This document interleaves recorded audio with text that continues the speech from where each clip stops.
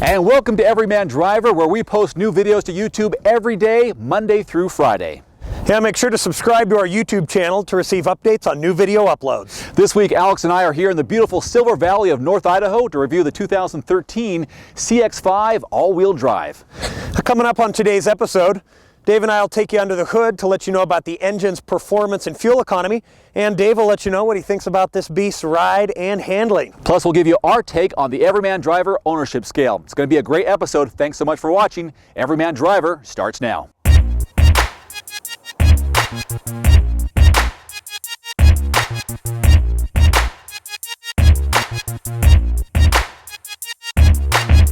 The 2013 Mazda CX-5 all-wheel drive offers the SUV-minded consumer a very confident driving experience, with plenty of versatility, all-weather capability, spaciousness, and advanced features. It's a four-door SUV that comes in three trim levels: the Sport, Touring, and our tester, the Grand Touring, which includes the Grand Touring Technology Package, which means for an extra $1,300, you get a TomTom navigation system, Mazda's advanced keyless entry system, anti-theft perimeter alarm system, adaptive front lighting, and auto-dimming mirrors, to name a few. The CX-5 comes in both front-wheel or all-wheel drive. You also have the option of going with either the 6-speed manual or 6-speed automatic. Our tester is the automatic. The power plant for the new CX-5 is a Skyactiv 2-liter naturally aspirated 4-cylinder that produces about 155 horsepower with 150 foot-pounds of torque. Now, compared to other vehicles in this class, that's a little lacking, but Dave, the fuel economy on this bad boy is really quite impressive. Yeah, the CX-5 is rated at 25 miles per gallon in the city, 31 on the highway. I've been getting, in the last 250 miles or so that I've been driving it, 28 miles per gallon in mixed driving, which I'm very happy about. But Alex, if you can address the viewers more on this Skyactiv system that got going. Yeah, so essentially what Mazda has said is that no matter how many hybrids or electric vehicles are on the road, for the foreseeable future, internal combustion engines are still going to be the way to go. So they've done a ton of improvements to the engine, transmission, and even the body structure to maximize fuel economy while still getting good power and having a fun drive. So that great fuel economy you've been getting doesn't surprise me a bit.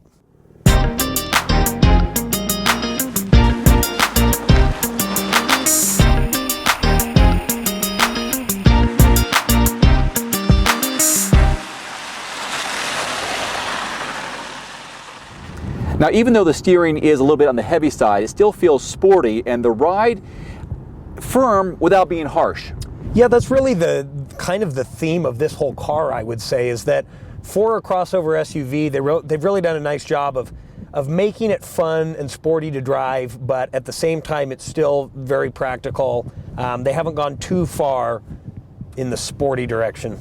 And the acceleration is fine, it's smooth, Alex, but it lacks the horsepower that you really desire in some of the more powerful cars. I mean, this car, wait, we're looking at 155 horsepower. It's not a lot. No, like you said, because it's naturally aspirated, it is smooth. I would have liked to have seen a turbocharger on here. I mean, yes, you're going to suffer, a couple of miles at the pump, but it's like they said we're going to be fun and sporty with this entire vehicle, except for the engine. Let's talk about competition, because this is a very competitive marketplace.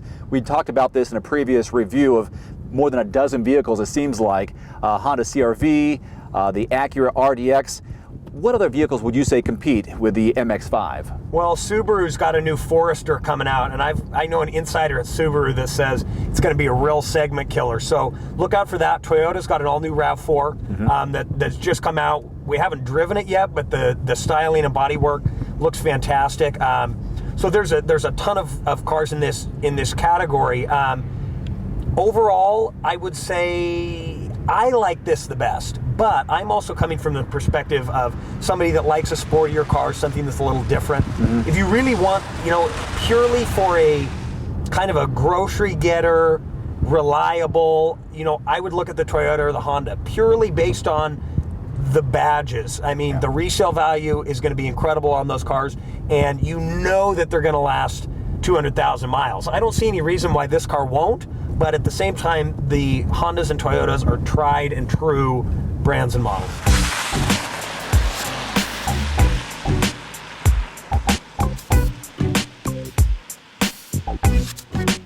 The interior features of the CX-5 all-wheel drive are fantastic. Great technology, great feel when you sit in the seats, at least from where I'm sitting. Alex, you as well? This is great. Absolutely love the interior on this. It's got a little bit more of a sort of a German luxury feel to it rather than a kind of a cheap import feel. So absolutely love it. It's got push button start, so we'll fire it up so we can see all of the neat features here. Got TomTom GPS navigation. The screen's really crystal clear. Interface is good.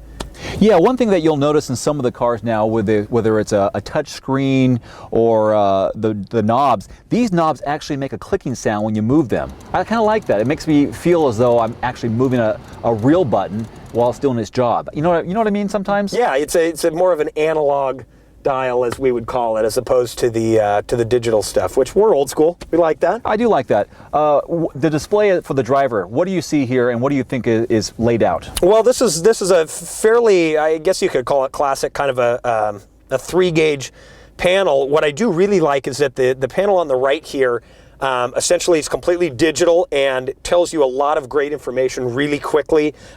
This whole dash is laid out really nicely. There's all the buttons you need on the steering wheel, but at the same time, it's not too cluttered.